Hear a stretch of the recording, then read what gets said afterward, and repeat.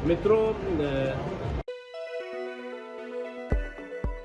Bareilly UP में विभाजन विभीषिका स्मृति दिवस पर आयोजित मौन जुलूस विचार गोष्ठी में पूर्व केंद्रीय मंत्री एवं वरिष्ठ भाजपा नेता मुख्तार अब्बास नकवी ने प्रेस के नाम संबोधन किया। बरेली यूपी पूर्व केंद्रीय कैबिनेट मंत्री एवं वरिष्ठ भाजपा नेता मुख्तार अब्बास नकवी ने आज कहा कि विभाजन की विभीषिका कांग्रेस और मुस्लिम लीग की कम्युनल क्रिमिनल करतूत का कलंक है। कांग्रेस मुस्लिम लीग की यह कम्युनल जुगलबंदी आज भी जारी है। दायरा घटा है पर दिमाग वही है। जमीन बंजर है लेकिन हाथ में अभी भी विभाजन का खंजर है। आज बरेली यूपी में विभाजन विभीषिका स्मृति दिवस पर आयोजित मौन जुलूस और विचार गोष्ठी में नकवी ने कहा कि आजादी का जश्न विभाजन के जख्म जुर्म के एहसास के बिना अधूरा है। इस जुर्म जुल्म की जहरीली जुगलबंदी के जाल से आज भी सावधान रहने की जरूरत है। नकवी ने कहा कि सियासी स्वार्थ के लिए सांप्रदायिक साजिश की सूत्रधार कांग्रेस का नए चोले में पुराना खेल की साजिशी सोचे के साथ फिर से उभार। भारतीय संवेदनाओं, सरोकार, सद्भाव पर प्रहार और विभाजन के जख्मों पर नमक छिड़कना होगा। नकवी ने कहा कि हमें आजादी के उत्सव के जुनून में विभाजन के उत्पीड़न के जख्म को नहीं भूलना चाहिए, जिसने परिवारों के टुकड़े और मुल्क मानवता को लहूलुहान किया। नकवी ने कहा कि प्रधानमंत्री नरेंद्र मोदी ने आजादी के अमृत काल में इतिहास से इस विभीषिका के संदेश सबक को नई पीढ़ी को याद कराया है। विभाजन की पीड़ा को कभी भुलाया नहीं जा सकता। नफरत और हिंसा के कारण लाखों लोगों का कत्लेआम, मुल्क के टुकड़े हुए। नकवी ने कहा कि हम विभाजन की विभीषिका को भूलकर आजादी के उत्सव में लगे रहें और विभाजन के खलनायकों को नायक बनाकर लाखों परिवारों की तड़प और करोड़ों लोगों की त्रासदी को नजरअंदाज करते रहें। उन्होंने कहा कि यह दिन हमें भेदभाव व मनसे के जहर को खत्म करने के लिए न केवल प्रेरित करता है बल्कि इससे एकता, सामाजिक सद्भाव और मानवीय संवेदनाएं भी मजबूत होती हैं। नकवी ने कहा कि आजादी के बाद पहला मौका है जब श्री नरेंद्र मोदी के नेतृत्व में केंद्र में कोई गैर कांग्रेसी सरकार सुशासन, समृद्धि, स्थायित्व के विश्वास और जनप्रिय नेतृत्व व लोकप्रिय नीतियों के सफल सफर के साथ दुनिया में भारत की धाक धमक को मजबूत करती अपने 2 कार्यकाल पूरे कर तीसरे कार्यकाल की तरफ बढ़ रही है। पैदल यात्रा हरि मंदिर मॉडल टाउन से प्रारंभ होकर खुशलोक सभागार में पहुंचकर विचार गोष्ठी में, जिसमें प्रमुख रूप से पूर्व कैबिनेट मंत्री वरिष्ठ भाजपा नेता मुख्तार अब्बास नकवी, कैंट विधायक संजीव अग्रवाल, महापौर डॉक्टर उमेश गौतम, महानगर अध्यक्ष doctor KM Arora, Ashwani Oberoi, Sanjeev Chandna, Pawan Arora, doctor Vinod Pagrani, Prabhudayal Lodhi, Devendra Joshi, Pradeep Agarwal, media प्रभारी बंटी ठाकुर, वीरेंद्र अरोड़ा, पुष्पेंद्र पटेल, तिलकराज डिसूजा, अतुल कपूर, मनोज कपूर, शीतल गुलाटी, नीलम जेठा, सूर्यकांत मौर्य प्रमुख रूप से मौजूद रहे। बरेली से ललित कुमार कश्यप की रिपोर्ट। मित्रों, आज जो है वो पूरा देश विभाजन की विभीषिका के स्मृति दिवस के रूप में याद कर रहा है।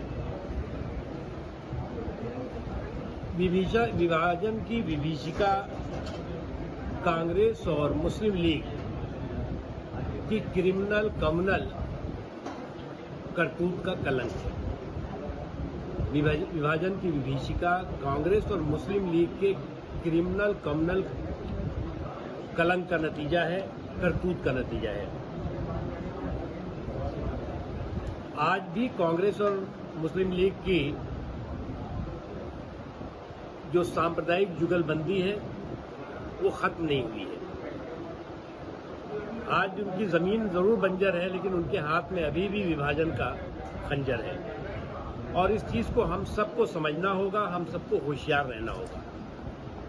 कुछ लोग आज नए चोले में पुराने खेले के लिए फिर से निकल पड़े हैं। जिन लोगों ने पहले तिरंगे का अपहरण किया, तिरंगे को हाईजैक किया, वो आज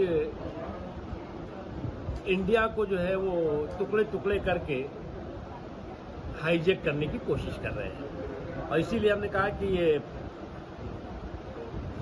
जो इनका नए चोले में पुराना खेला शुरू करने की कोशिश है, इसलिए हम सबको होशियार रहना होगा और हमें आज़ादी के जश्न के साथ विभाजन के जख्म को हमेशा याद रखना होगा, क्योंकि इस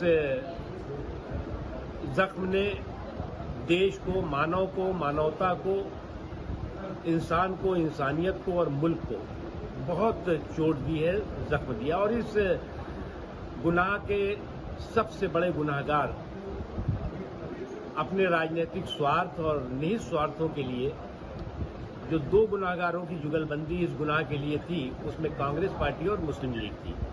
हालांकि उनकी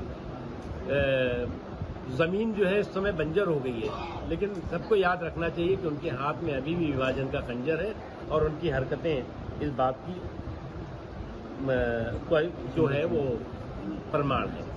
इसलिए हमें मुल्क को नरेंद्र मोदी जी के नेतृत्व में जो हम तरक्की के रास्ते पर, हमारे देश की समृद्धि, सुरक्षा और नरेंद्र मोदी जी के नेतृत्व का सुशासन आज जो है वो पूरी दुनिया में भारत की धाक और धमक को मजबूती कर रहा है, मजबूत दे रहा है। और भारत की धाक और धमक को धूमिल करने की कुछ लोग जो धूर्ततापूर्ण धुन में लगे हुए हैं, उसे हम सबको मिलकर के धूल दूषित करें। राहुल गांधी तो लोकसभा में आकर आरोप लगाते हैं माफी मांगने।